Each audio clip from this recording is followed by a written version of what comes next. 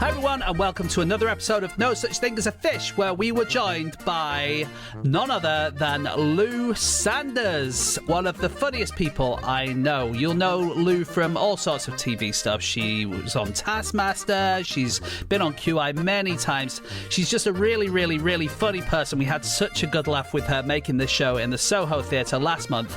But what I really want to say, and what is very important, is that Lou has a brand new book out. The book is called What's That Lady Doing? It's a really, really great book about how she maybe used to be a little bit unhinged and now channels all that unhingedness into amazing comedy. It's so well written. I really highly recommend it. But one thing I should also say while we're talking about books is that Anna and I have written our own book. It's called Everything to Play For, the QI Book of Sport. It's for people who like sports. It's even for people who don't like sports, who just want to read a load of interesting stories and fun facts. I mean, it's from me and Anna. You know what you're going to get. And it comes out next Thursday. But the reason we wanted to mention it now is because if you go to Waterstones and you put in the offer code QI Sport 23, then you will get 25% off, and that is a deal for pre-order only. So you need to do that before Thursday if you want to get our book for a quarter off. Anyway, more importantly really for this week is you must go and check out Lou Sanders' book, What's That Lady Doing? That's available right now in all bookshops and all online places where you get your books. Hope you enjoyed the show. On with the podcast.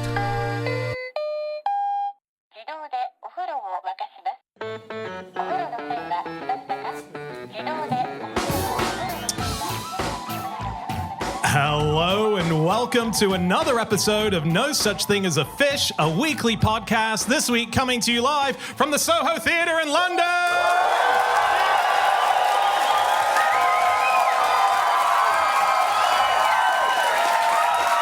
My name is Dan Schreiber. I'm sitting here with James Harkin, Andrew Hunter-Murray, and Lou Sanders. And once again, we have gathered around the microphones with our 4 favorite facts from the last 7 days. And in no particular order, here we go. Starting with fact number 1, and that is my fact.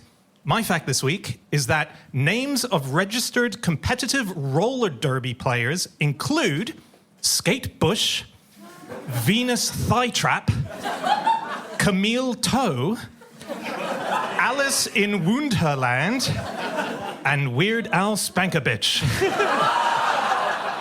That's rude.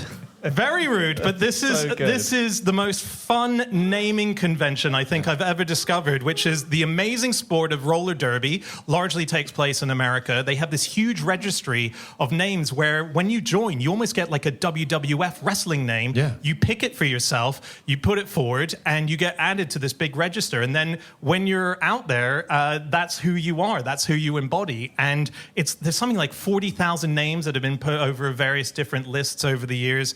And that's so good. Yeah. The names are so good. It's a huge list, and you can waste a lot of time, as I did. So HP Shovecraft, Voldemort, that's a good one. And some of them are just like pure on, like there are some just violent ones. Affirmative Smaction, Agatha Crusty, Al Strapone. Bit of a stretch, but Strap-on, I think they're going for there, are they? I think it's Al Capone, but with the strap-on. Got it. Capone. Yeah. There's also Adolf Glitter, Adolf Hitler, Adolf Whistler, and Adol Hitter. Which are all, I think, flirting with the taste line. Yes. But they are good. Flirting and winning. Yeah. It's an amazing sport, isn't it? It's mostly women who do it. In fact, it's almost exclusively women. Fine, innit? Well, you do it. You're not roller derby, but you're a roller skater. Yeah. I know some roller derby people, yeah. And do you have a name? What do we call loose ends. Loose ends. Loose ends, because a skating term is to send it. Loose ends. I actually found roller derby names for each of us. Just going through the database. Yeah. So for you, Lou, there is Lou Brickent and Lose Your Daddy. Lose Your Daddy's lovely. That's good. There's Andy Clockwise, James Bondage, and... do you know what they do in roller derby? Did you think it's bondage? yeah. In his fantasy, it's a little bit different. And Dan Halen or Dan Sin Queen, which is also good. Oh, that's good. Yeah, so yeah. But the sport is basically you roller skate around a rink, right? And you've got one person who's kind of in charge and who you're trying to protect while the other team are trying to get them, basically. It's like that kind of thing, isn't it? And it started off, the whole sport started off as endurance races. So in the 1880s, there was this huge thing in America, I think we might have mentioned it before, of women doing 6-day races where they would just walk and walk and walk and walk again and again and again until basically there was one person left. They would just keep walking. And then they started to do it on roller skates. And what they found is that some of the people who were faster would get round the circuit and they'd start overtaking people. And then the people who were being overtaken would really hate it. And so they start knocking them over. Right. And they found that people enjoyed that way more than they enjoyed the rest of it. They didn't really quite like people just going round in circles loads and loads of times, but they loved it when people beat the shit out of each other. Yeah. Well, I can see why, though, because the very first one that they did... This is what you would come and watch. People roller skating around a ring 57,000 times. Yeah. The idea was that they were going across America. That's the thing. They'd worked out how many times around the thing was to get from New York to LA or whatever. And They'd so stop for breaks, though, right? Yeah. Oh, not they much. You wouldn't stop at for night, much breaks. You stop for just like 20 minutes here or there. And you go 24 hours just with the occasional just stopping for the odd I think nap. it's a lot more fun now. They're sort of bashing each other out the way. Like shorter, but more fun. Have you done that? Have you tried that? No, but so many people have told me. So basically, it's quite aggressive sport. Like my friends do it, and it's like you end up with a lot of breakages and stuff, and it's often like big units that do it. And so many people have told me that I'd be really good at it. So many people. You should do that. Do you know what your friends... Do your friends have particular names that... Yeah, but I can't remember any of them. But I only wrote down 2. C unit, but the I is very small. So it's Unit. Oh, yeah. and Captain Beaver. And I thought, sounds like my love life. I was chatting to someone called Lynn Huynh, who was England captain. Hang on, is that a joke name? Or It's not, it's real. It's her real name. What's say the name again? Lynn Huynh. Oh, okay. Lynn. I did think you said Lynn Quim, and that's why I questioned Lynn it. Huynh. That might have been her fake name. No, her fake name was Shaolin Scarlett, and she was a captain of the England team in the World Cups in 2014 and 2016. And I was asking her about how it works. She said it's lots of teamwork. It's really, really important, the teamwork. And when they came up with a new tactic, they all get matching tattoos of their tactic of what they did. That's pretty hardcore, Well, isn't we it? do that with our facts, don't we? We are absolutely coated head to toe. They've had to make the font smaller and smaller as the years go by because they keep thinking we'll stop, but we won't. Have you got any tattoos? Have a guess. No. I'll never tell. Andy, this is a podcast. You can say what you want. Oh yeah, I got 16 huge ones. Yeah. Got all the lingo. Oh, yeah. 16 big ones. That's what you walked into the tattoo place and said, give me 16 big ones. I don't mind what they're of as long as they're big. Yeah.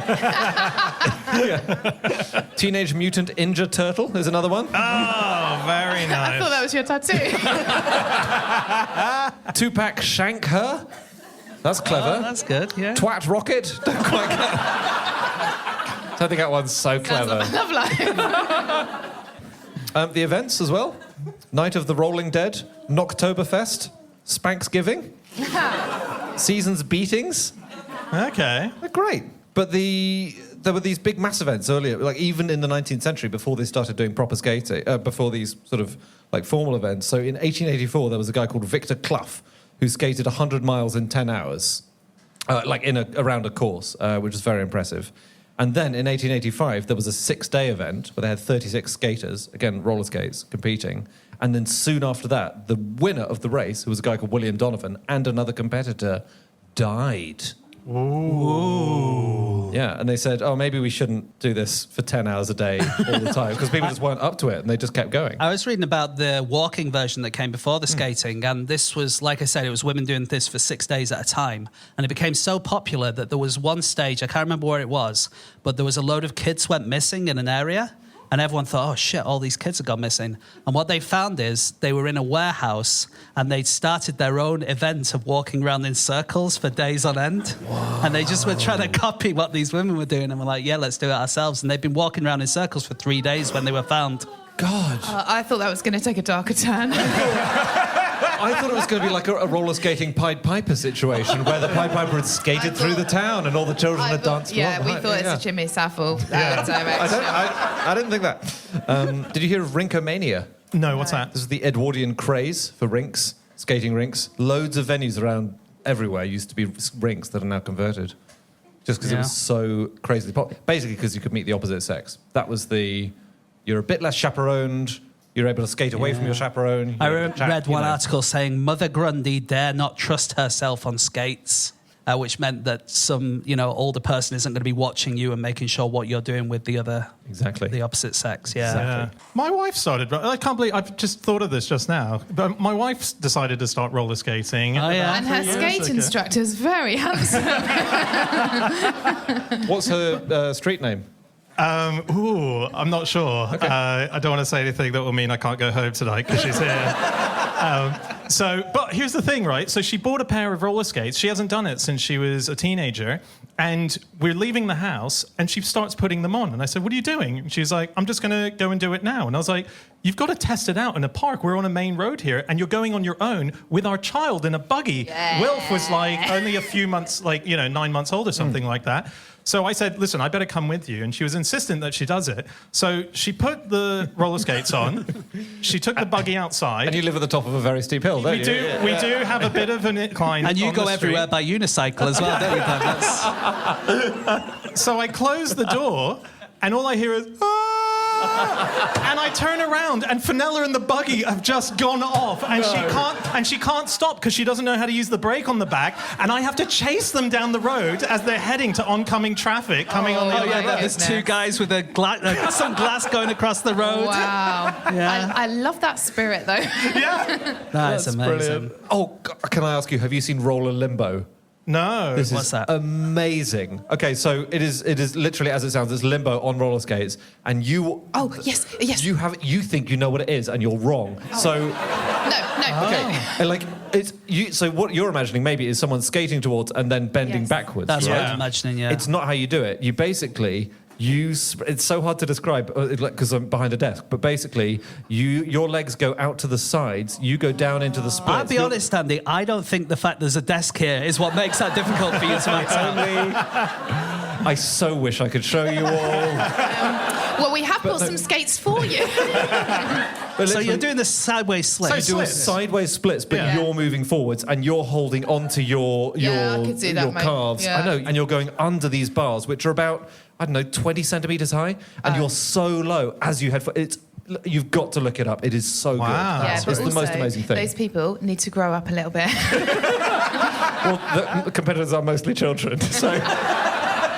No, good on them. Have you heard of Jean-Yves Blondeau? No. So Jean-Yves Blondeau has invented a new suit made of plastic that has 30 roller skates attached to it in all different parts of his body.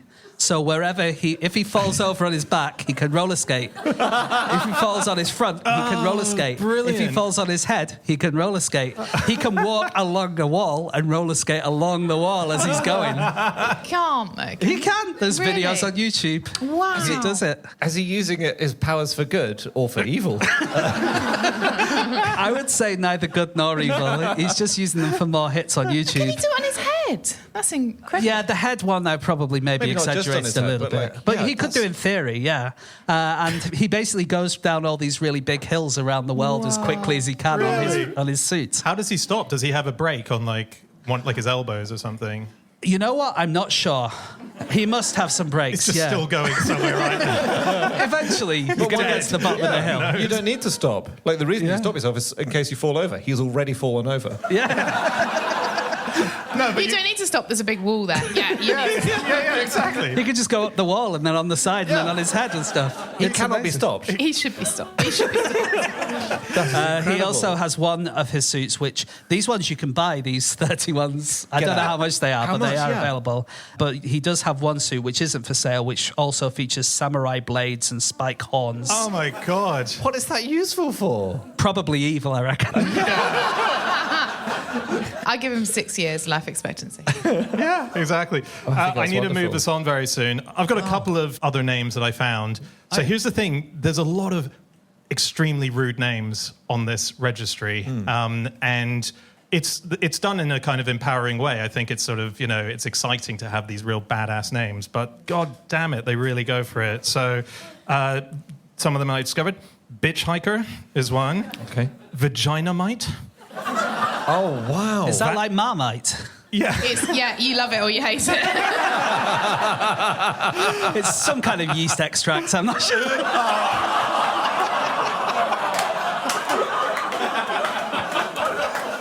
Oh my god. Wow, this isn't what I expected from this podcast.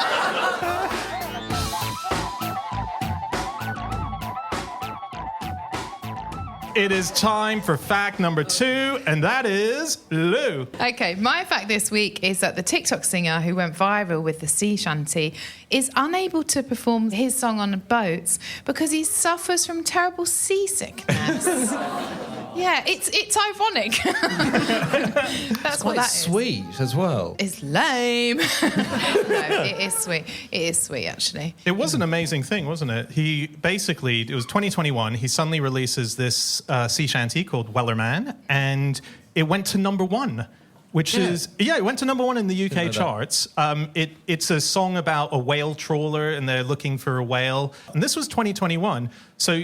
You would think by now maybe it's died down a bit, but I went onto his Spotify listens. He still, as of today, gets 5 million listens a month on his Spotify account. That's the same as Tom Jones. Wow. Yeah. So it's not unusual then. Don't shake your head at your own. That was really good. It's not even a sea shanty, is it? No, not really, no. Isn't it? No, it isn't. None of Is these it are. River Shanty? What is it? It's just a song. A sea shanty has to be something that you sing when you're working. So, like, Drunken Sailor is like, what would you do with a drunken sailor? You're pulling the rope and you're bringing But in if the he's getting a sails and record stuff. deal, he's working sort of on that. That's a really good point. Yeah, you got me there. Checkmate, Harkin. But that is the cool thing about sea shanties, like the old sea shanties, is that because on a vessel you only had a very skeleton crew that had to do multiple things, the song is the beat of allowing you to know how we all work as a group. Yeah. So the rhythm of it, the lyrics of it would mean you have to pull at that moment and pull at this or whatever, place this and whatever. So people often see it done on like Navy ships. It never really would have happened on Navy ships because they had so much crew, you didn't need this They were banned. multitasking. The UK Navy, they banned sea shanties because Right. you wouldn't be able to hear commands if you're singing too much. You wouldn't. But you're having a laugh. Yeah. So it's like merchant ships, Merchant navies, and yeah. whaling ships and things like that. And there were specific songs for different things you were doing on board. So there was hauling shanties, running shanties, pump shanties, swabbing shanties, capstan shanties. Capstan is that thing you turn around in the middle of the ship that pulls the anchor up. Oh, yeah. And all these had their own songs related. That's pretty cool. I love it. But it's been like that song that he sang. It's not like it's an obscure song that's not been around for ages. It's one of like the better known sea songs, and you can read a list of places it's appeared. So it was in 2013. It was on the album Now That's What I Call Sea Shanties, Volume 1. Yeah, I found that. Did you find the volume 2? Yeah, I did. No. Yeah, it's on Spotify. Not as many listens as Tom Jones. Really? But it's doing okay. To be fair, it's a great title, and it's not multiple different sea shanty acts. It's just the one band from Wellington in New Zealand called Wellington Sea Shanties Society. But there is a whole genre. And how did they get that name? There is a whole like kind of niche genre of pirate metal.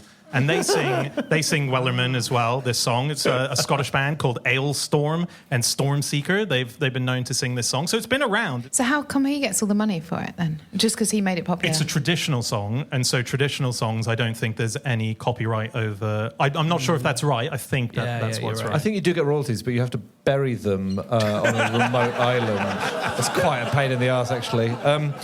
Okay, here's a little quiz question for you. When did the last actual proper shantyman, not like modern singers, when did the last proper shantyman die? Oh, well, I would have thought probably 18th century. Okay, any advance on 92, 1992. that? 1992? Okay. good guess. Dan? Yeah, 1993. We're just having a laugh. Well, Lou, you're correct, because he died in 1992.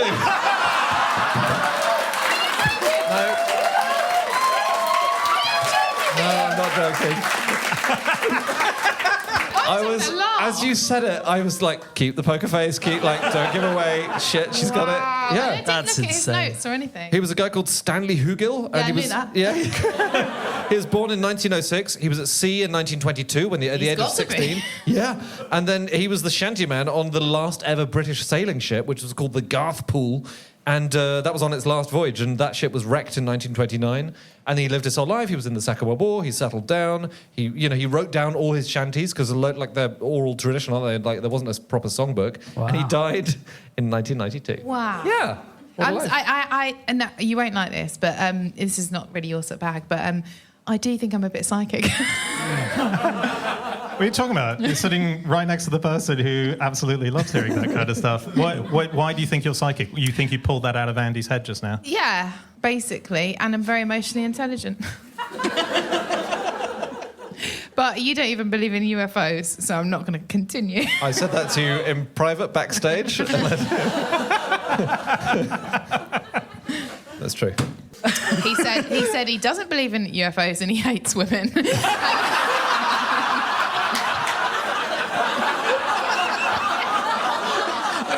Only No, one of those things is true. He's a lovely lad. Oh dear. Just joking. Punishment? Around. Anyone? I think Actually, kind of feel like I've had enough. This is to do with music and the army. So, corporal punishment in the British Army was often meted out by drummers and bands people. You were the drum.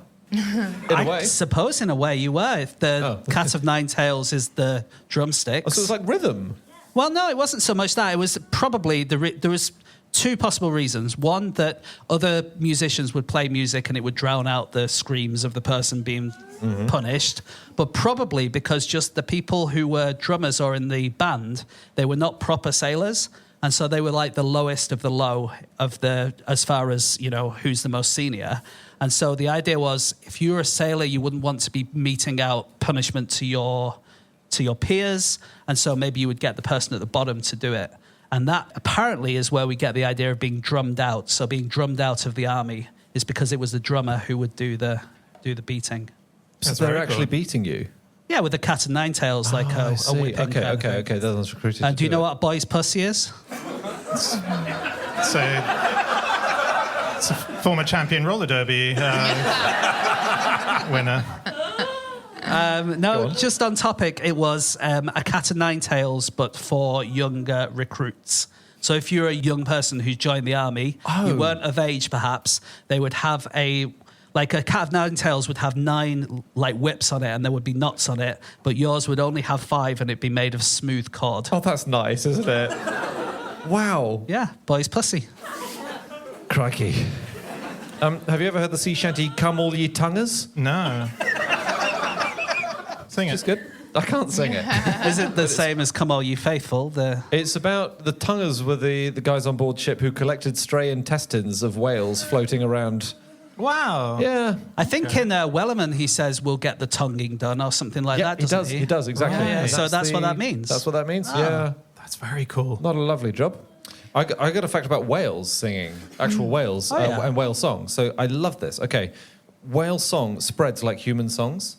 So the scientists found there was a hit whale song among humpback whales in the west coast of Australia. It was only found there, but then several months later they heard that same song on the east coast. Right. And this happens in the Atlantic too, and basically hit whale songs make their way from west to east. So you will get whales in the east which are still singing the old songs, but the whales in the west have a new song by now, and it gradually spreads across, and it's always west to east, and we don't know why. Wow. Yeah, That is Amazing. Cool. Just imagine the radar listening. And, it's not unusual. He's got to get those Spotify numbers from somewhere. This is a cool thing. There's seasickness we're talking about, but there's other kinds of sickness that you can get. Motion sickness. Seasickness is one of the motion sicknesses, love right? sickness. We don't know who He the thinks it's person... cool. Love sickness? Yeah, sorry, go on. What? Is that a thing? I thought you were wanting us to join in with more kinds of sickness. Is that a sickness? Yeah, it was. Is love sickness not a thing? Look, this lucky guy. It was a proper thing in the 19th century, wasn't it? Love sickness. Yeah. Right. And they thought that it meant if you had like a pallid expression and like just deep sunk eyes and stuff, that's because you were lovesick. It was supposed to be a thing. Okay, so with all the sicknesses, it's probably impossible to ever say this was the first person who ever had seasickness. This is the first person who had love sickness, right? But we do know the person who had the first sickness of one kind. So I'll give you the name. He's called German Titov. What did Titov have a sickness of? Herpes. Herpes sickness. Titov, presumably space race. There we go. What? Yeah. What? Space sickness. First person to ever have space How do you sickness. know that? I feel I'm a bit psychic.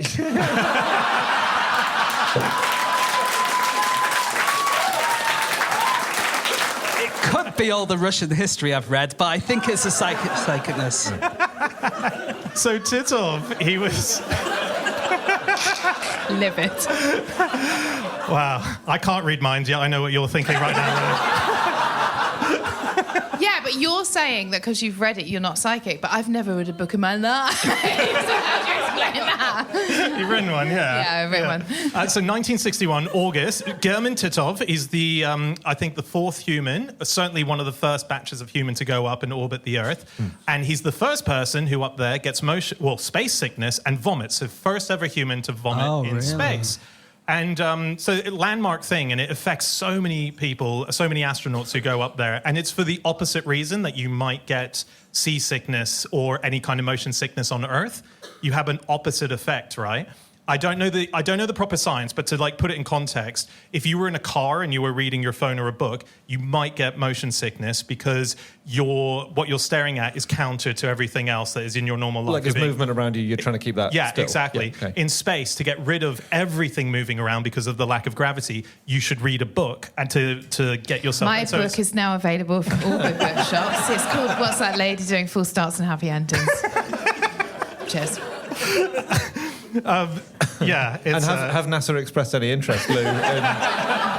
They've not expressed interest. But so here's the thing: they were very worried when it happened to him because he came back down to Earth, and was space sickness something that's going to carry through on into life? And then suddenly they noticed huge changes in his personality. He suddenly was sort of like sleeping around with different women. He was being really rowdy in bars. He was like all these different personality traits. And they thought, God, the space sickness has come down. So they studied him. Hang on, did my dad go up to space? That's the missing chapter in your book, isn't it? But here's what they worked out. It wasn't space sickness. It's just he was a dickhead.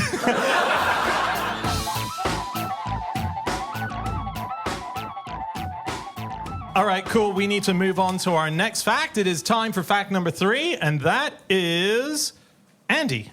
My fact is that the people of Iceland can think of a good use for 95% of a cod. So this is a fact about recycling. Specifically, Do we know? Can you tell us what part of a cod they're? Yeah, I was thinking Struggling that. with? that stubborn last few percent. Basically, the blood and the eyeballs are quite hard to monetize and make. You properly. I've always said that. I've always said the blood and the eyeballs are hard to manage. We have said that the aqueous humour in the eye can be drunk in an emergency. Yes, it's just hard to monetize. Yeah, it's hard to monetize emergencies. Yeah, and there is a use for the blood as well. It can be used in sausages, but or as fish food. But it's hard to get fishermen to collect the blood from the. Anyway, basically, this is from a magazine called Hakai magazine, which we've mentioned before. It's Anna's great. Anna's favorite magazine. It's all about the sea and everything nautical and all about water, basically. And Iceland catch loads of cod, and they didn't use much of it until recently. They used 40% of the cod in the early 2000s. Nightmare. Lots of waste. Yeah. You're using the fillets, so you're eating the meat, but not really using it properly. So there is a project called 100% Fish, which aims to put all of the cod caught to good use. Just use the whole thing, which is much more sensible. So the skin, if you've had a burn, the skin can be grafted onto people now. So there are people who are part cod because they've got really? And you can see the imprint of the scales as well. But it's a really good thing for skin grafts. Like it's really thousands of people have been treated with cod skin. Would it make you swim faster? No. What? No, absolutely not. Why not? Why No, not? not even close. You're recovering from a major operation. You've been through hell. Suddenly, there's Dr. Harkin at the door saying, in your Speedos, come on. But what I'm thinking is, is there not a way in the Olympics, the next Olympics, we put this cod skin on all of our swimmers? Yeah? No? You're right. Well, maybe it would. Maybe it would work. That's a good point. I don't know. But then you retire like age 27 and you're just covered in cod for the rest of your life, smelling of fish. No one wants to hang out with you. Yeah. No, you're right. Tom Scaly. Yeah? Tom Scaly, do you get it? Oh, yeah. Because there's a guy called Tom Daly. Daly, yeah. and he's got Do you get it, Tom Daly, Yeah. and then put the cod on him, and it's he Tom dives Scaly. though, which would presumably be a nightmare if he was plunging downwards and then just like hit the bottom at torpedo Yeah. speed. No suits for Tom Scaly. Anyway. Okay. Some uses of a cod. Oh, yeah. Yeah. So if you are a professional fisher person, and when I say professional, I mean you're doing it in competitions, so you're seeing who can catch the biggest fish. Yeah. The way that they tell which fish is the best is they weigh it. Now, some people will put some like metal or something inside the fish to weigh it down. Now, what if you bought some cod on the way and you shoved it inside your fish? They'll never find it because it's fish inside fish. Amazing. And that's what happens. There's this big scandal in fishing, which people have been buying fillets of cod and shoving them inside their fishes to make them heavier. That's disgusting. That's so disgusting. It's true. And there was a notorious case really recently last year, which was uncovered by a judge called Jason Fisher. Brilliant. Wow. How desperate do you have to be to win an angling competition that you're busy shoving cod up another fish's arse? Like, what is the... You must have a look at your life then and think, I've lost my priorities. I'd go down the mouth. Would you? I probably would, yeah. As opposed to the quite arse, small yeah. opening. Which is more plausible? And which is more fun, you know? You've got to ask yourself some questions. Got to get some fun out of it. God, that's really clever. Yeah, it's good, isn't That it? is really clever. By the way, how many of Amazing. us on this stage have been to Iceland? I haven't. I know you have. I've been a Joanne. few times, You- yeah. I have, you yeah. went. You did a TV thing there, didn't you? What was it? Dangerous roads. And it is good to go to Iceland when someone else is paying for it because it's so expensive. Is it really? Yeah, it's so expensive. I was like, this is really good. Oh, okay. I'll have another sandwich. Yeah. It was What did great. you see? Like what? 'Cause Oh, it's- yeah, I suppose it wasn't about the sandwiches. Saw Ed Gamble. Do you know a fact about Iceland? Loads of people are called Daddy, so it's my heaven. Because that's the name of that's Dave. They're called If your name's Dave in England, it'd be called Daddy in Iceland. Wow. Chaz and Daddy. Yeah. So our fixer was called Daddy, so we had to keep saying Daddy, Daddy. Wow. It was good fun. So in Iceland, they're like, oh my God, the winner from Taskmaster, from Daddy, Channel Daddy. Yeah, Channel Yeah, Daddy. the Yeah, Channel Daddy It was over on there. Channel Daddy. Wow. Dave. Oh, I've just understood that. Sorry. Oh, yeah. I was thinking, it's on Channel 4, isn't it? No, got it. It got Oh, bought by sorry. Dave. No, yeah, it did get bought but by Series Dave. 8 Yeah, when you were yeah, on. yeah. Yeah. Which is there more of in Iceland? Rabbits or rabbis? Oh, that's good. Rabbis. You're saying rabbis? I think so. Audience have pitched in with a vote for rabbis, okay. Well, rabbits. Rabbits, thank Yeah. you. Yeah, I would say probably a lot of countries don't have any rabbits, so I'll say rabbis. One rabbi, no rabbits. You're half right. They got loads of rabbits and only one rabbi. I know. I know a really good fact about Iceland. Here we go. They've got a dating app because it's such a small country, everyone's sort of related. So you could sleep with someone in the pub and it could be your first cousin. And so Oh they've my got God. a dating app, which this is true. I don't know why everyone's looking at me like this. And they've got a dating app where you can tell how far removed the person you've just got off with is. Wait. Don't you do it before? Yeah, maybe do it before. But it's not like they're going to turn the lights on and you're like, Daddy!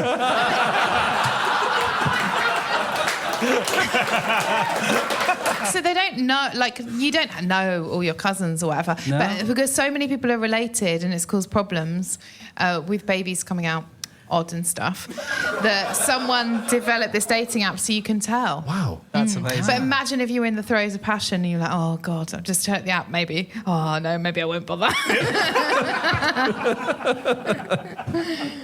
Iceland is home to the hottest hole on the planet. The hottest hole. literally the hottest hole. Okay. It's a geothermal hole. It's the Iceland Deep Drilling Project, and it's 5,000 degrees Celsius at the bottom. It's really hot. I think I I've been really there. resist. You've been there? I think I have. I think so. I think there's a big factory on top of it where you can go visit. That's very think cool. so. Yeah. And Yeah. basically, the pressure is 200. You put water down there, and it becomes something called supercritical, which I do not fully understand. But it's basically neither liquid nor gas. Don't know what it is. Solid. It's ice. If you heat water up enough, it becomes ice again. Very new science. Yeah. It's so useful because they use it to heat everything. They can have under pavement heating from the geothermal Yeah. heat, so people don't fall over on the ice because obviously it gets really icy, but you don't slip over and fall. So it's very. But they handy. use it for so much, don't they? Like They do. like most of the houses that the hot water comes literally from the core of our Earth. Like Wow. it's heated by Not geothermal. literally from the core of our Earth. but We can edit out the literally from my word there, but but it's like they got around problems of cool. But what about that dating app? Have we ever spoken about the day that all the women went on strike in Iceland? I think so. We have. 1975. Basically, there was a thing. The United Nations proclaimed it Women's Year. And basically, the women of Iceland got together, this group of women as a sort of representative, and went, we should go on strike and make a point about the fact that we're paid less. We should make a point about we're doing all the domestic stuff at home. We're doing all this stuff. Let's really let them know that this is something that we disagree with. And Iceland back then, in 1975, there's 200,000 people that live in Iceland. 25,000 women were at one single event to hear the speeches that were in the lead up to this. And so instead of calling a strike, they thought we might piss off too many people and it won't happen. So they said, could we have a day off? And they went, a day off sounds nice. Yeah, have a day off. Have a day. So every woman in Iceland had a day off, and the country went into chaos. Supermarkets sold out of sausages because dads didn't know what to cook their kids. Everyone was working jobs that they didn't necessarily knew how to do because they thought they were at a higher level, and they were suddenly having to be the teller at a bank rather than the bank manager at a bank kind of thing. The men refer to it still the Long Friday because it was such a nightmare. Yeah. Oh my God. Hey, I need to move us on to our final fact of the show. Can I tell you one last thing? Yeah, of course. This is something that happened to an American visitor to Iceland in 2016. He was called Noel Santillan. He was on holiday, and he arrived, hired his car. He wanted to go to Laugavegur Street. I'm sure I'm pronouncing that wrong. 45 minutes from the airport. Thought, no problem. He misspelled it by one letter, and Iceland's sat-nav sent him 6 hours, 265 miles away to a tiny fishing village. He got there, bloody hell. But the people were very friendly, and they what a funny mistake to make. Oh, well, he stayed there for a few days, making friends. Oh, it's the funny American. On the way back, he was trying to get to the Blue Lagoon geothermal spa. It happened again. He ended up in the coastal town, which is home to the office of the company which owns the spa. So he just ended up in an office building. He walked into a staff meeting rather than... and they said, you must be the American.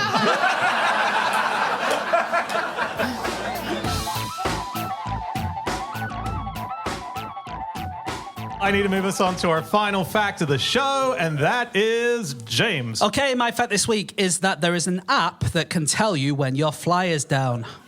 It's just useful, isn't it? Right. It's the work of a guy called Guy DuPont, who is a YouTuber and a hacker. And he's invented loads of things. He's invented a baby monitor which vibrates when the baby cries, so it's more accessible. He hacked his fridge, so it tells him when he accidentally leaves it open. But this is by far his most useful invention. It's a pair of smart pants. And whenever your fly has been down for, let's say, 30 seconds or maybe a bit longer, maybe a minute or two, then you'll get a beep on your phone saying your fly's low. You need to look at it now. Is it called the Wi-Fi? It's called the Wi-Fi. Ah, beautiful. It's really good. I read an article about it, James. It did sound like there are a couple of disadvantages. Yeah. I like to walk around with my flies undone, for example. That's right. It's constantly monitoring, so your phone battery lasts about half an hour while you're using it. Also, you can't wash the jeans anymore because there are powerful magnets inside the zip. Yeah. But it's teething troubles. Yeah, we just need to iron those out. What's the problem if your flies are dirty? It's not that big a thing that you'd... Would you ever get an app just to tell... I mean, who cares? Like someone will tell you, right? Yeah, I guess so. Maybe. Depends where you are. Usually someone will go... Sort that out. If you're somewhere quite busy, if you're somewhere quite like urban, though, often people don't tell you because people talk to each other, like you're strangers. Yeah, if you're a primary school teacher, that's a problem. Yeah, but just day to day. Yeah, I don't know. I do see that. But yeah, like you say, because you can't wash it, that's going to be a problem. And it reminds me of they did make some robotic trousers for old people. Do you remember this? Yeah. And they were really good. They wanted to stop old people from falling over, so they made this kind of exoskeleton which would help them to walk. And it was absolutely brilliant. It worked really well, but the problem was that you couldn't wash them, and they couldn't stop the old people from trying to wash them. No matter what they said to them, they just kept putting them in the washing machine. They're often shitting themselves. That's why. We're really living in a sort of unrecognized, I would say, golden age of innovation in the app world. So one that I found is Airbnb.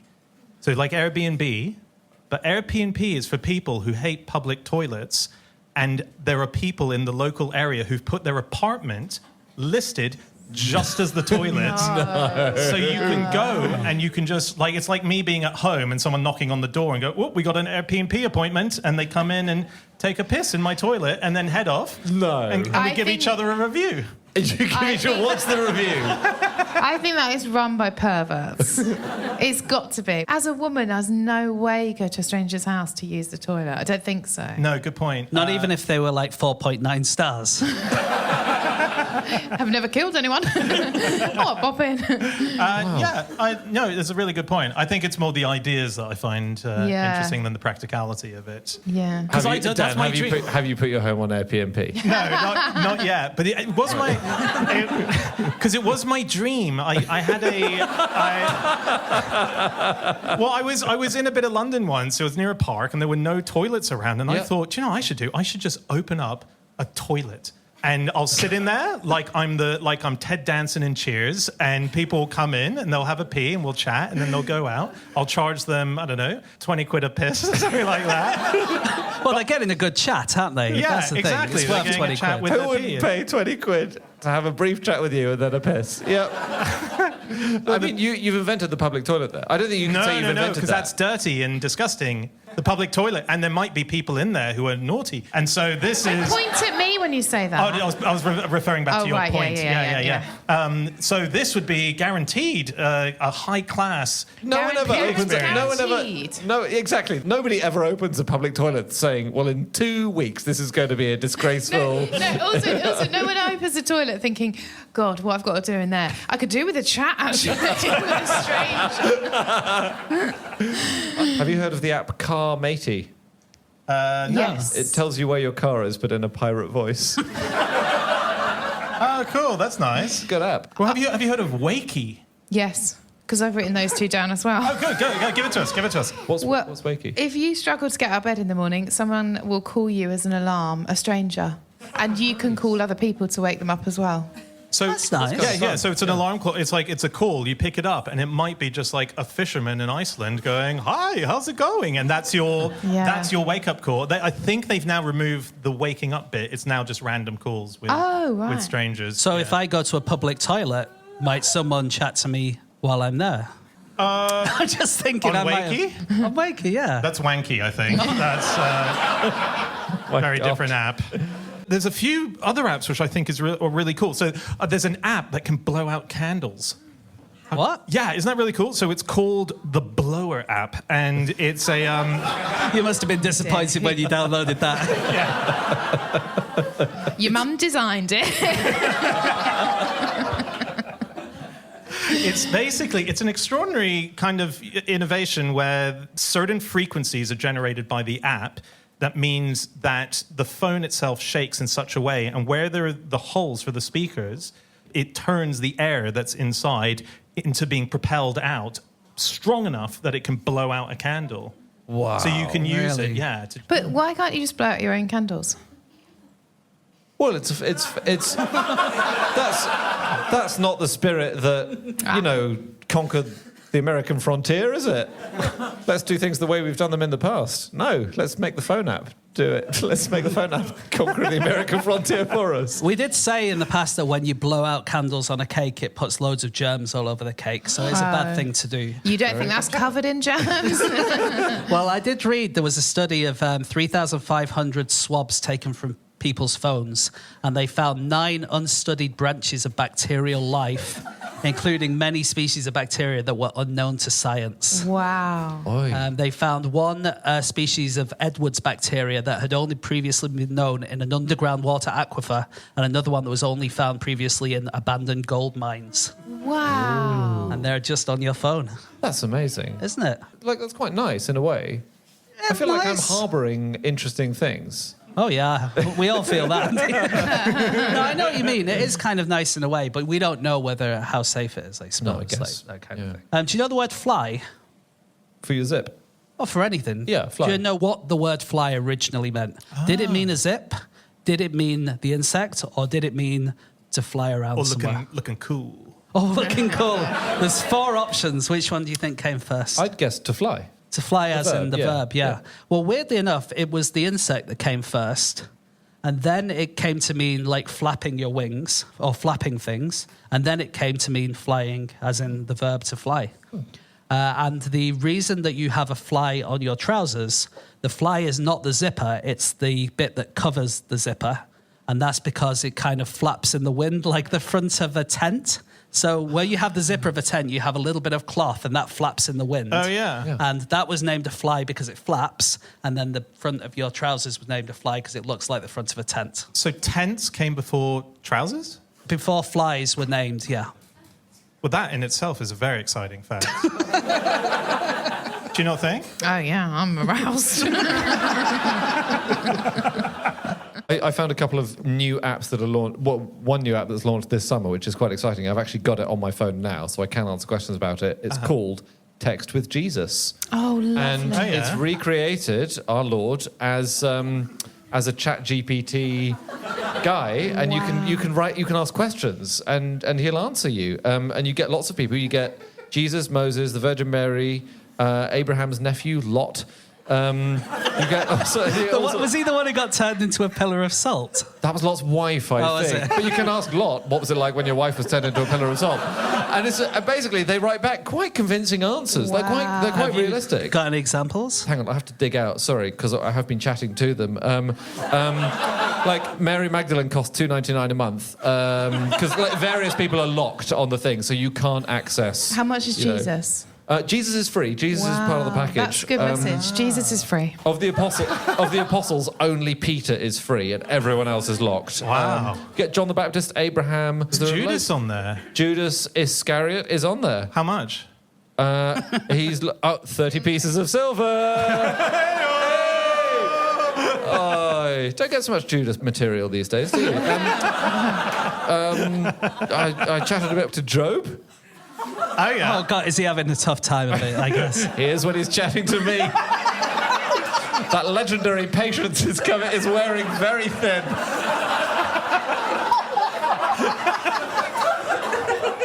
He's finally given up on God now, hasn't he? Also, when you look at the messages, he's written quite a lot. That's Job. That's Job. Oh, that's Job. Job's is a single line answer. Andy's like 10 lines per message. My opening gambit with Job was, what Job should I get? Ha ha ha. Sunglasses emoji. Job replied, ha ha, I see what you did there. Well, and then goes into some detail replying, yeah. Hang anyway. on, who is that all the long message? Is that Job? The long message was Job. I'm not writing an essay to Job. What does Job think of the podcast? Can you ask? I can ask, yeah. Yeah, do that live and let's find out. Also, can you ask Job why he's so clingy?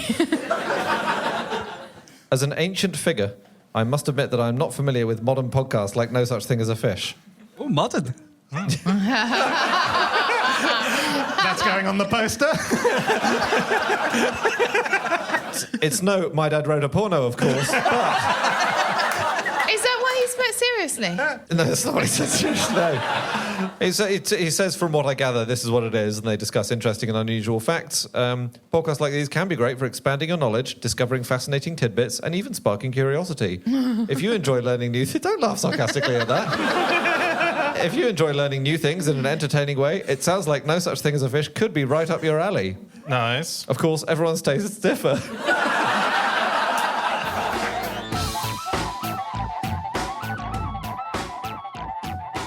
Okay, that's it. That is all of our facts. Thank you so much for listening. If you'd like to get in contact with any of us about the things that we've said over the course of this podcast, we can be found on our Twitter accounts. I'm on @Schreiberland, James. @James Harkin. Andy. @Andrew Hunter M. And Lou. @Lou Sanders. We think. What do you mean? Well, I don't know what my Twitter name is. But also you looked at me like that was incorrect, and I trust you more than me.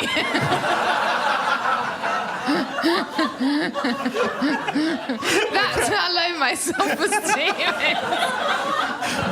Or you can go to our group account, which is @NoSuchThing, or our website, nosuchthingasafish.com. All of our previous episodes are there, so do check them out. Of course, definitely pick up Lou's amazing new book, What's That Lady Doing? Yeah. Out in bookshops now or online. And do check out all of our previous episodes. They are on nosuchthingasafish.com. Thank you so much, everyone, for being here. We so appreciate it. That was really fun. We'll see you again another time. That's the end of our Soho run. That's it. This is, we'll hopefully play here again. But until then, we'll see you around. Goodbye.